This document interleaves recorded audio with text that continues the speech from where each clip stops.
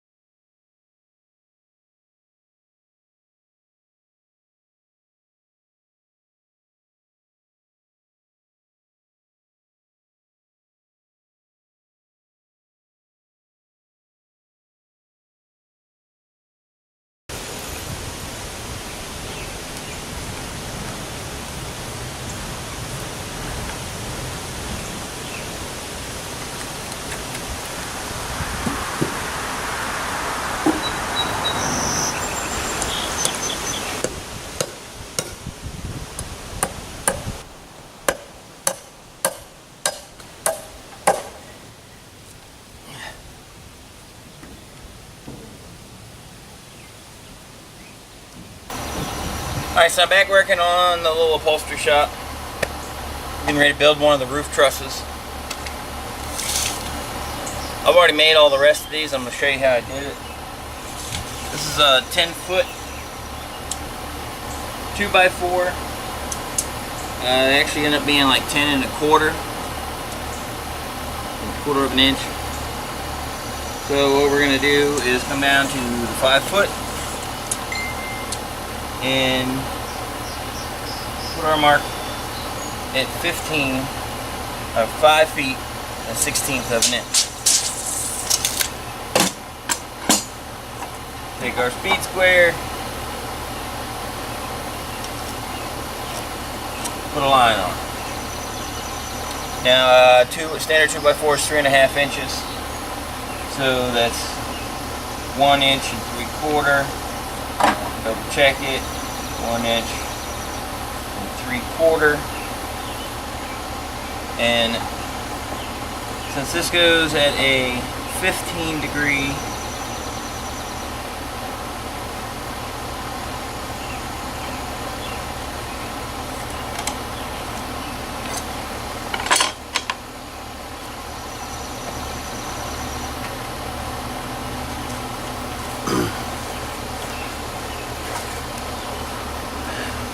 So we did a 15-degree line here. We're going to cut on this side of the line and leave the line because it'll take 1/8 of an inch. The line's 1/16, 1/16 left on the other side. It gives us 2 equal halves.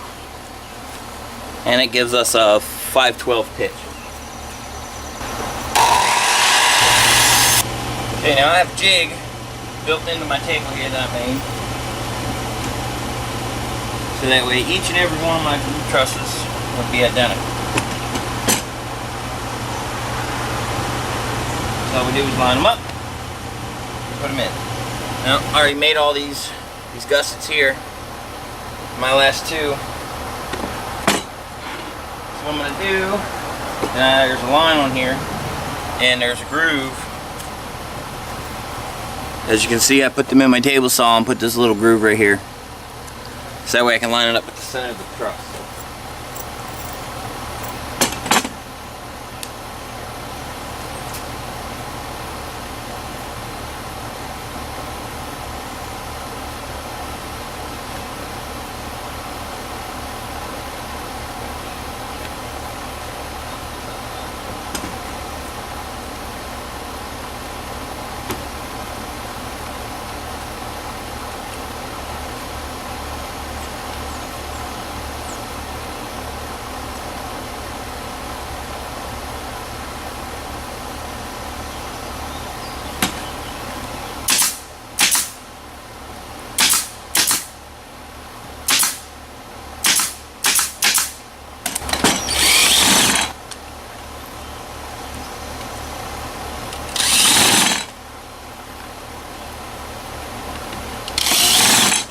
Now lay these pieces of plywood out.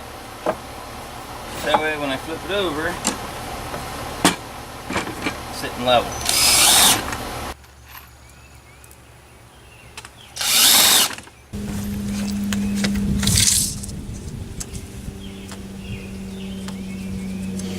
Nine and a half.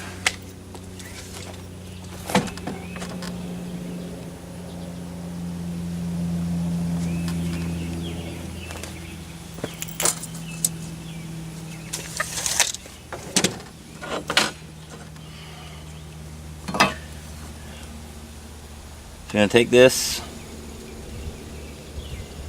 put it at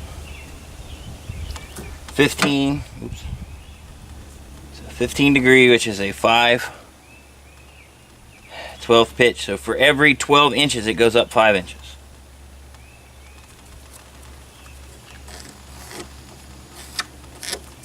And then at 1.5 inches, I'm going to put a mark, go to the edge. 5 and 15.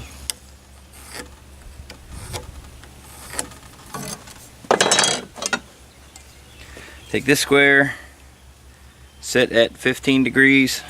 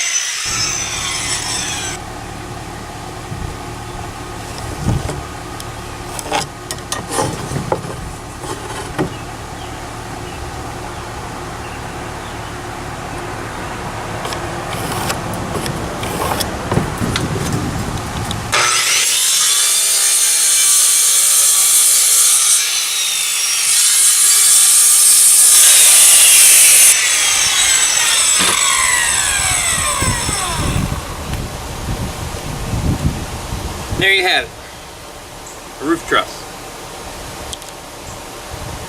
Now, I don't like using the construction adhesive that most people do, and I prefer this is Gorilla Glue. It's my favorite. I used to build the boats. The reason I like it is the way it expands and as well it holds, and it's not affected by humidity, moisture, and all that stuff. So that's why I use that. Alright, so we'll go ahead and get this last roof truss up, finish with the end caps, and make the eaves. And we'll start putting the sheeting on. After editing what footage I had of the upholstery shop, I realized that pretty much after the floor and the video for me insulating it all disappeared. Building the walls, gone. Well, half the walls I know I didn't film. So I got kind of in a rush when I was doing it, and as much as I hated editing, sheeting of the roof, the paint, nothing inside of it, nothing got filmed. So I figured I'd catch you up, put this on the end of the video of what I do have. So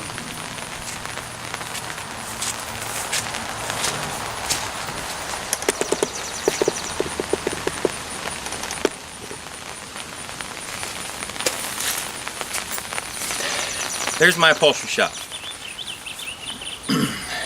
It's been sitting there for about a year now.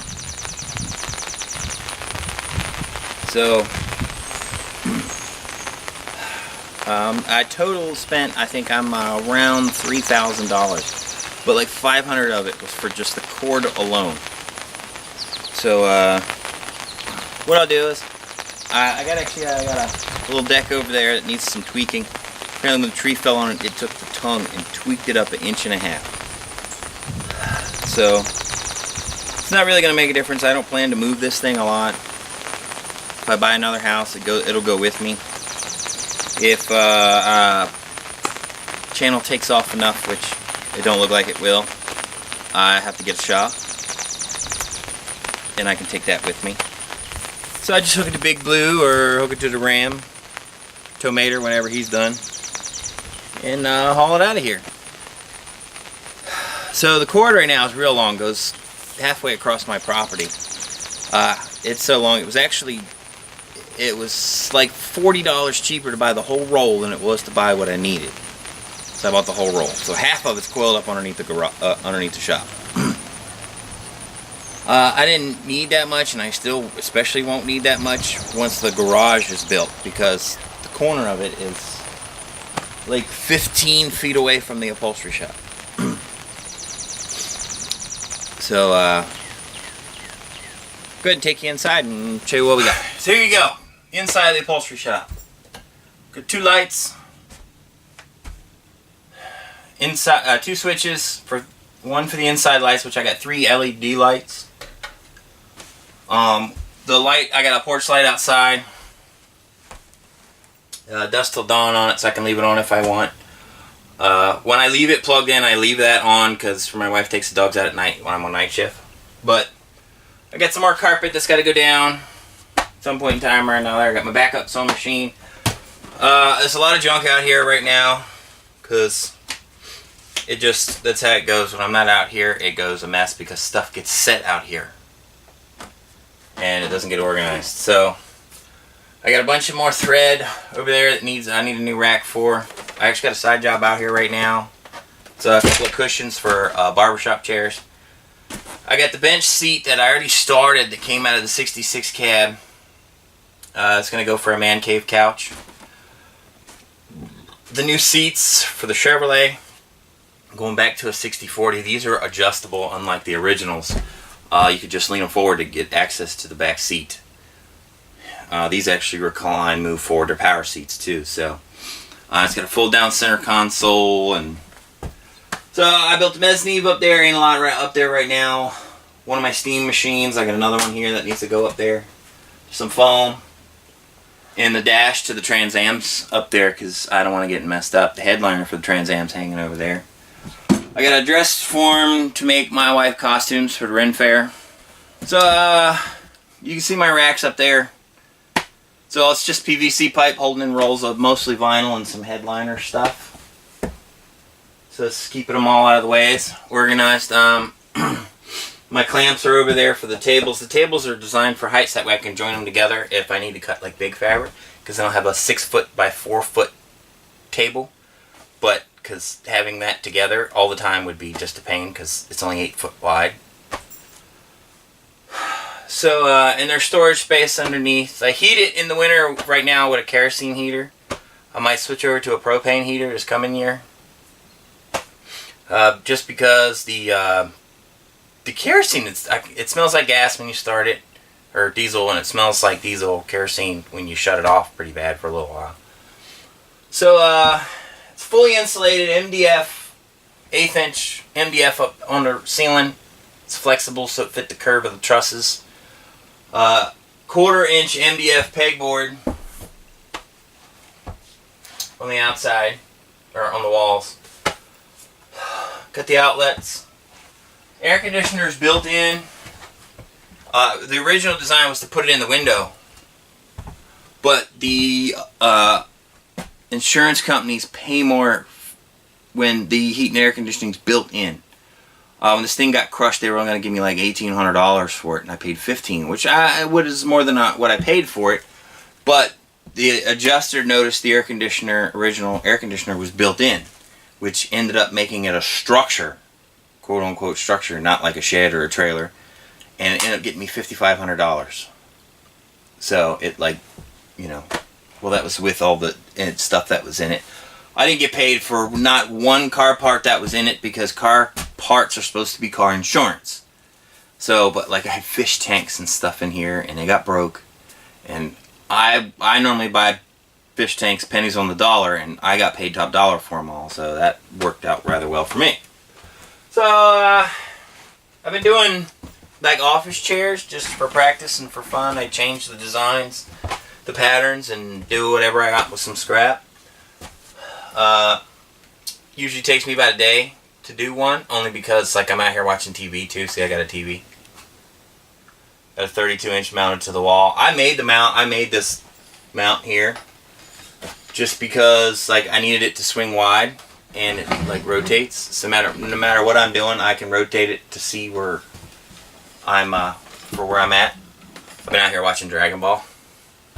Well, I mean not lately, but throughout the winter I was. Then the weather broke and we started on the garage. Oh, I got my wife's Lexus dash hanging up there. Here's pretty much what I'm working on now, that bench seat. I'm gonna make a man couch. But that's it. That's what we got. So, do what you can, like, share, subscribe, so you can keep up to date on all my projects and the weird stuff I do. Another thing I do, I make these out of ball bearings. See? It's an F-bomb. Pretty cool. I use them for to hold patterns down. I'll take them to car shows and stuff with me, and I sell them for $20 a pop. So, but yeah, like, share, subscribe, do what you can, support the page, channel. See you on the next one.